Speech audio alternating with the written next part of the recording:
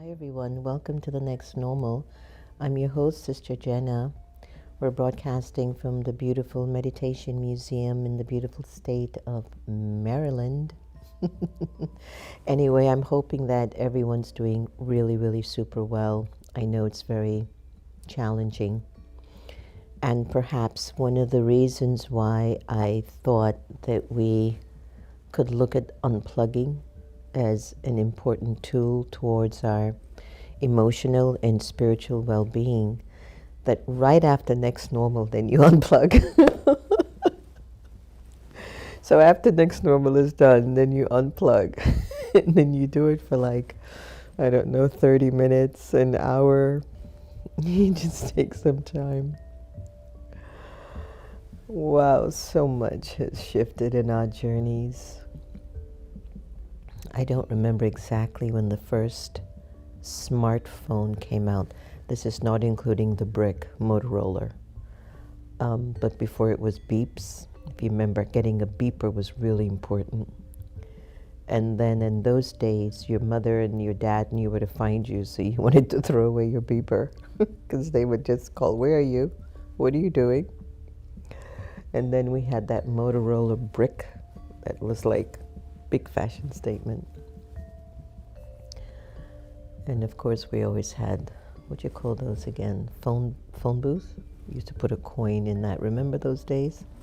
When's the last time you used a phone booth? When was the last time? It's amazing. The progress of science to make our lives simpler, easier. Have you become simpler, easier, or are you realizing you don't have enough time in the day anymore? We've gotten so consumed in it's so consuming. And a lot of times we are not even aware of how much time we're losing just doing this. It's fascinating, isn't it? So is there some benefit in unplugging?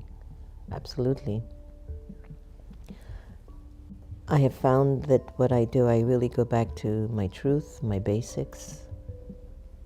There's a freedom that I feel. I went through quite a period where I just left my phone away from me. We will forget our keys. We will forget our kids in the house. Remember Home Alone? But we won't forget our phones. The phones are always in our pocket, around us, with us. And I've spoken to God, to Baba, and I've asked, what is this connection that the soul has with this gadget? And I just want you to think about it. We'll forget everything that's important to us.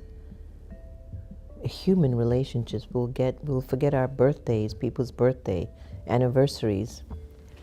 But we won't forget our cell phone or the password to get into your cell phone. I don't even know why I have a password. Everybody in the house knows my password. They go in anyway, if they want to, if they need to. But what is this connection? What does this cell phone or this smartphone or social media, what is it connected to at a soul level? And I wondered when I was talking to Baba, I should feel that you're that close to me. Like, I should live my life like I can't live without Baba, without God, my cell phone. I've often shared with my friends that my whole office is in my smartphone. I can do any work I want to do, whatever country I'm in. I'm actually more astute on my smartphone than I am on a laptop. But what is this connection between the soul and technology? That you can't live without it, or you don't want to live without it. And as I'm talking to Baba, I'll have to say, not that I have an answer on it yet. I haven't felt the deep realization of that question to God. But the closest I got to, without intellectualizing it, for me, self-realization is something that matches head and heart. If it's just head, it's temporary, and it will leave me at some point.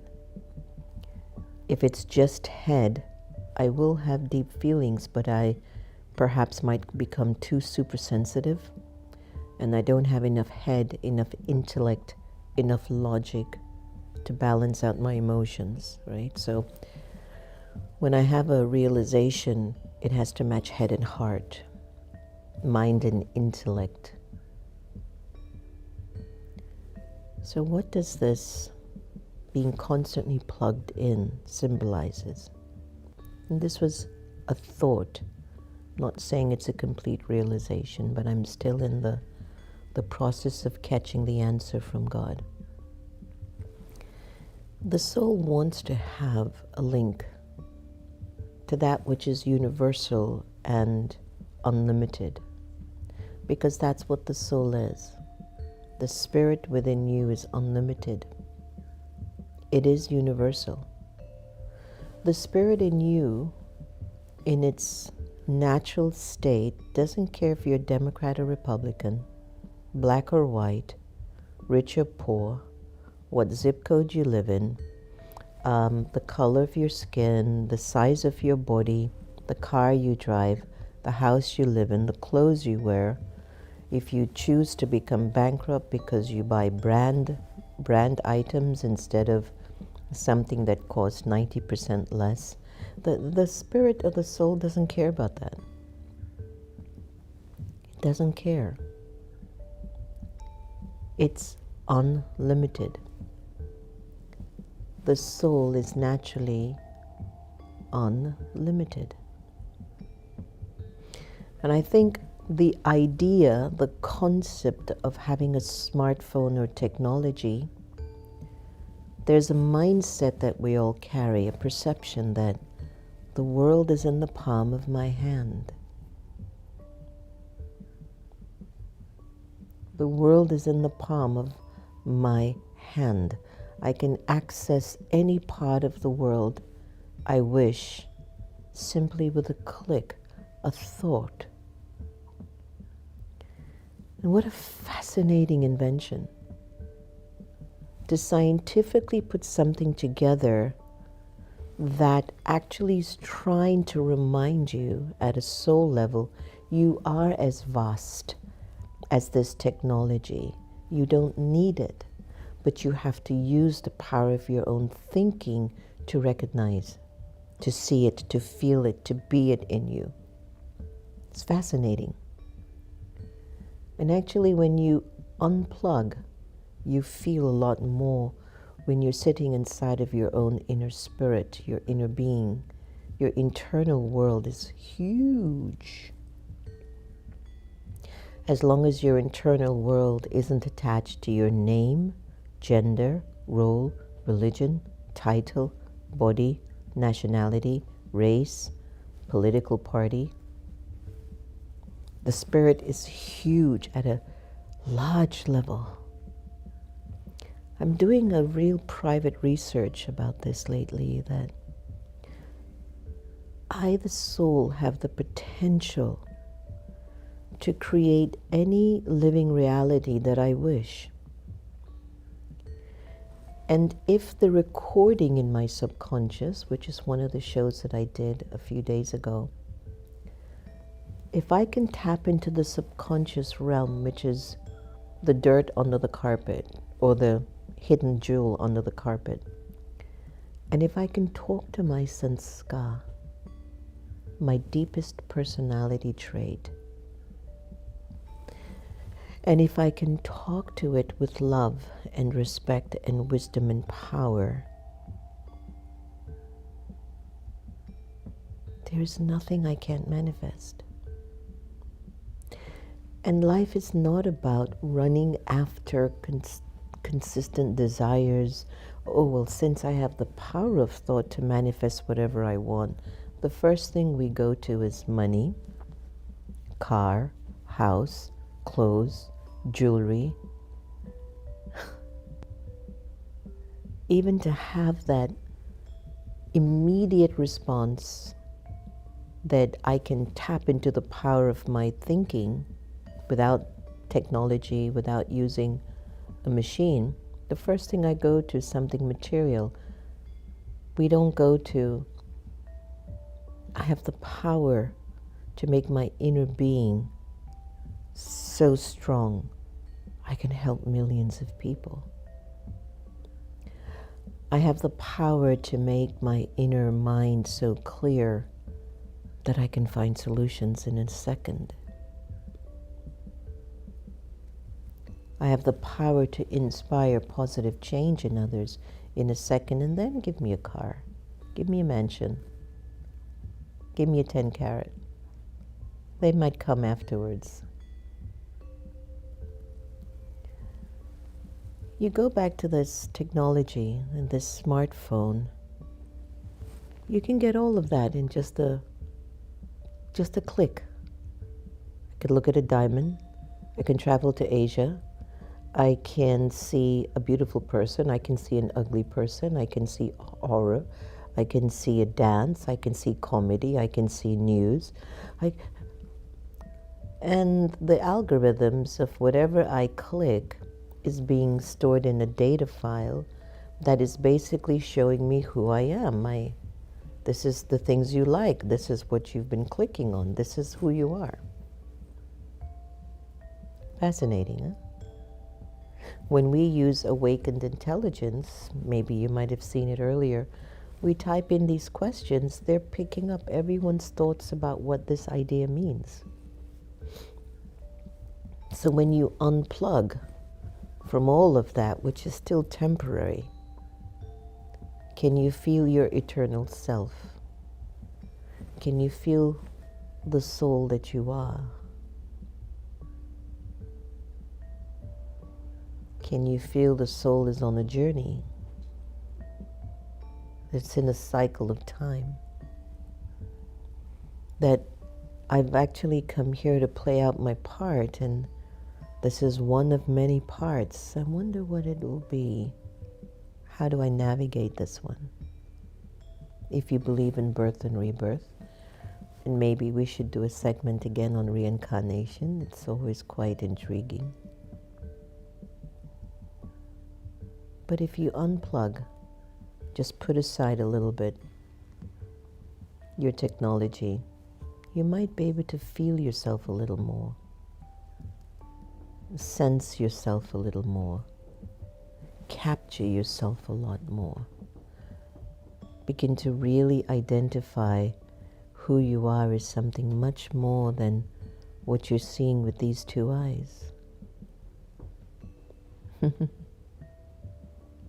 I'm a lot more than what I'm seeing. I forgot where I saw this comedy idea, but it's like they were showing us in like another 40 years, everybody will have this posture. Because everyone's always down. But for us, it's like you have to keep looking up.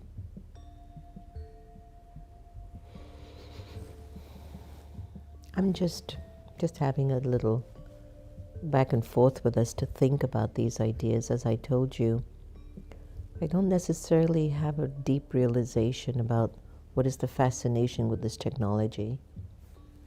That I think it's connected to the vastness of our desire to have a relationship with God.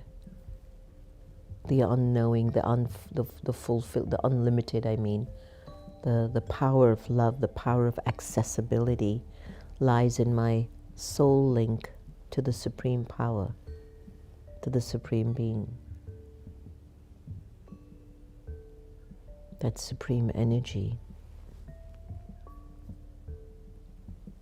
We're all on a journey. And to travel with such like you won't leave without your cell phone, to travel with this intimate connection to God.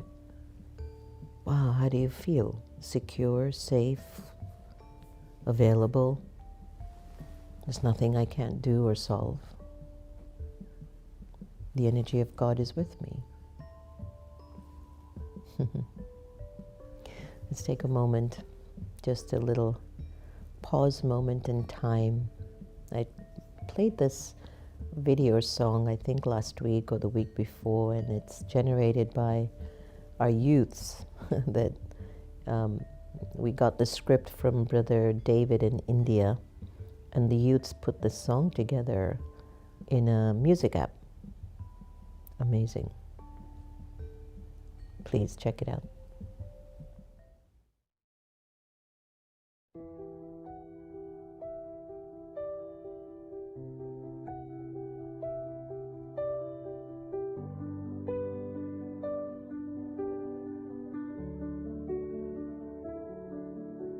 You whisper all the secrets. You say it's just a play. You are the one, unchanging, the light that shows the way. You never take a birth. No time can make you fade. Beyond the earth, beyond the sky, your love will never change. Oh, we remember who we are.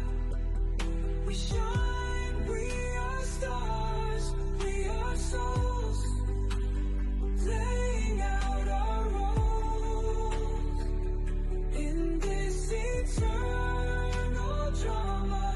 Life goes on and on. Our silence home is far beyond. We go there at the end. No two souls are ever the same. That's why there's no one to blame. It's just a game that we play.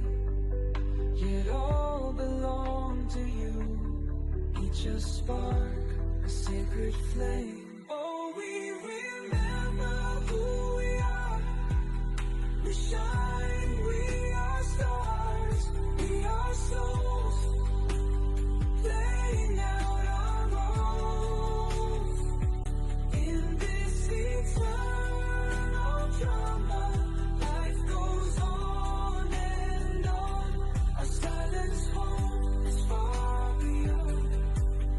We go there at the end. And when the night is near its end, a cycle near complete, you descend upon this earthly stage where we all souls can meet. Oh, we remember who we are. We shine, we are stars, we are souls, playing out our roles in this eternal drama. Life goes on and on. Our silence home is far beyond. We go there at the end. We travel to our silence home with you, our lovely friend. Now we know, now we see, we souls are free.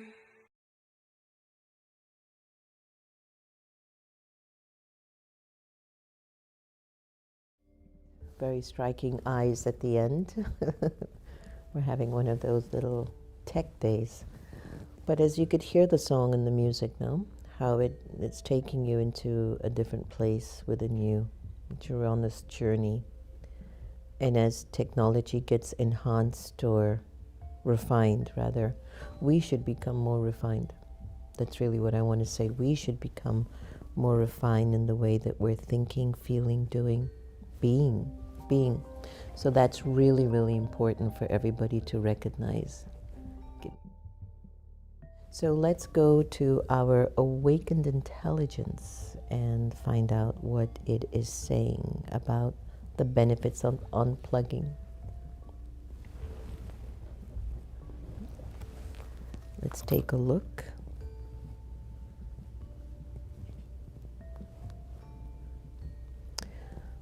So, unplugging, taking a break from digital device, offers a wide range of benefits for your mind, body, and relationships. Mental, emotional health, Absolutely. Reduce stress and anxiety. Constant notifications and digital noise can heighten anxiety.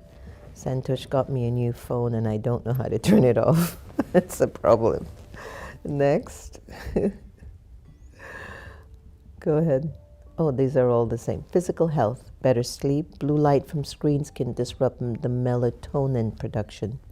Unplugging before bed will improve your sleep quality. Eye health and posture, very true. Productivity and creativity. Increase productivity. Without digital distraction, you're more likely to stay on task and complete things more efficiently. I have to say, I completely agree with that. There's a sister with me, and her name is Divya. When she starts something, she finishes it. And I'll tell you, there's something in my observing of her. You very rarely see her on her phone. She's on her phone because she got a ping or a call. She's not surfing, she doesn't watch videos, she listens to her songs. And I said, wow, is this why she's so focused when she does things? She's not consistently distracted. It's just amazing to see someone young and in these times has no interest with digital stuff. Very interesting. So enhanced creativity. Boredom, which often comes when we unplug, can spark creative thinking and problem solving. Relationships and connections. Improved communication. Being present with others without checking your phone strengthens emotional connection and understanding. More meaningful experiences. It's true. Yeah, so it's nice for us to really think about all of these benefits of unplugging and really beginning to see ourselves a lot more deeper. Sister Gita, even though we got her cell phone, I think the only thing she used to listen to was like Drake, right? And the Murli. And so half the time she didn't know what she was pressing. They weren't interested. They were inside of themselves. I want that for me. Here's the Sister Gita effect. Enjoy.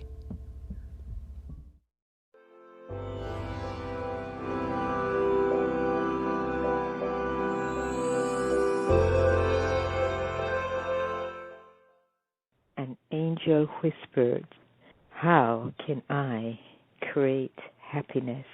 Who am I? I am not sure I understand. So in truth, we do not die? Everything will become clear if you simply ask, who am I? The answer to this question you must come to know if you're to find true happiness and be free from feeling low. So tell me, who am I? Fill in this gap. I have already told you, you're not a body, you are a soul. But I know I have a soul, this much I have been told. And yet I still fear death and worry about becoming old. You said you have a soul, but this I didn't declare.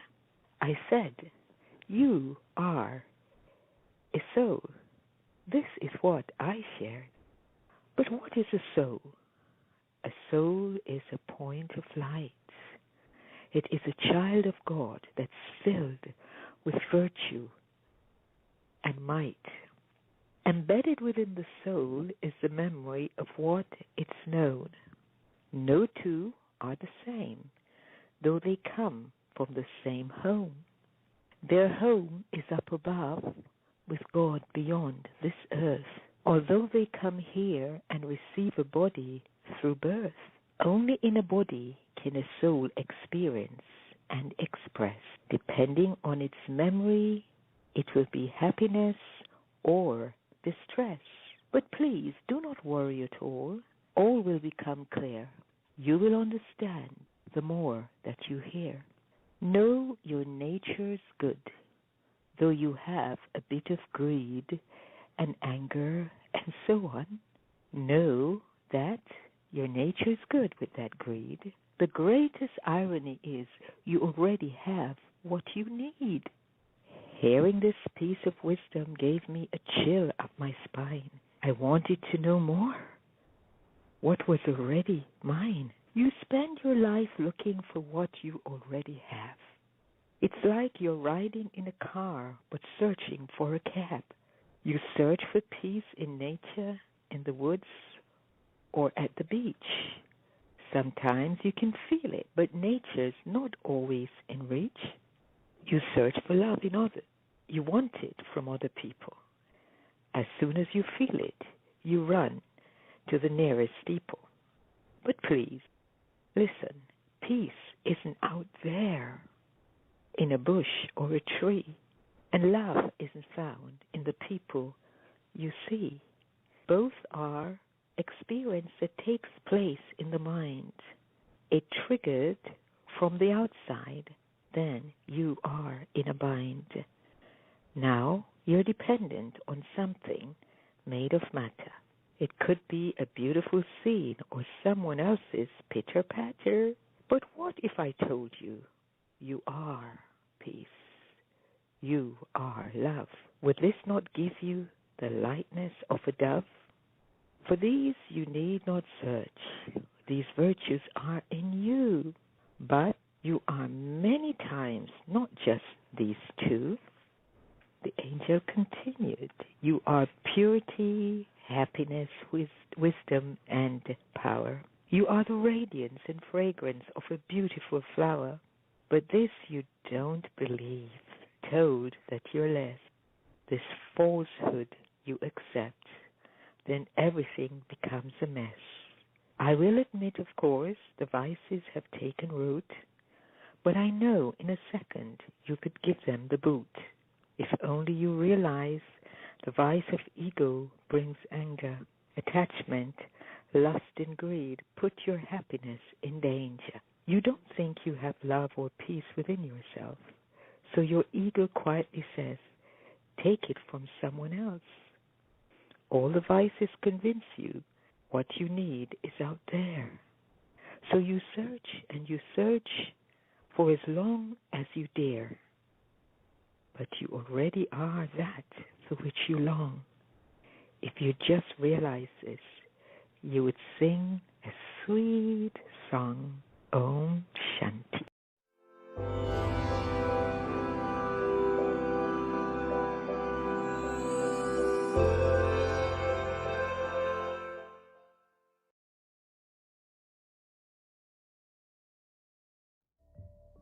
We have everything we're chasing after. It's all inside. Just have to unplug. I'd like to give a really thank you to somebody who commented about no commercial breaks, no this. And that's why we don't monetize our channel, because we don't want this interruption of various commercials and stuff. We just completely pure charity. So, hi Joanne, Sister Gita's. Yes, it's such a gift, isn't it? Manjeet, Christine, thank you. So glad. Jackie Woodside, I'm so glad you played it at the church. The song was lovely, huh? Christine, nice to have you. Hi Duke, nice to see you. Can't wait to have you here in Washington, D.C. for Pride Week. We're looking very forward to having you.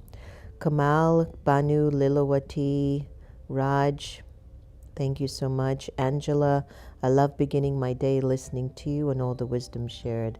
Thank you, Angela. Lots of love. I appreciate that. Aditi, Rajput, Pushpa, Pooja, Kamal.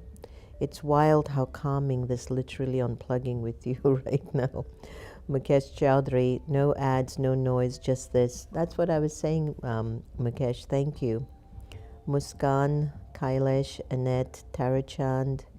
Just me, a cup of tea, and this beautiful silence. Yes. Dr. Lowe, nice to have you on. I sent you a message this morning. Jokes Guru, Manmohan, Suman Dev, Dinesh, Gigi, Anne, and Indu. Thank you guys so much for joining us on the next normal. So now you unplug. Thank you so much. Have a beautiful day. Om Shanti. Bye.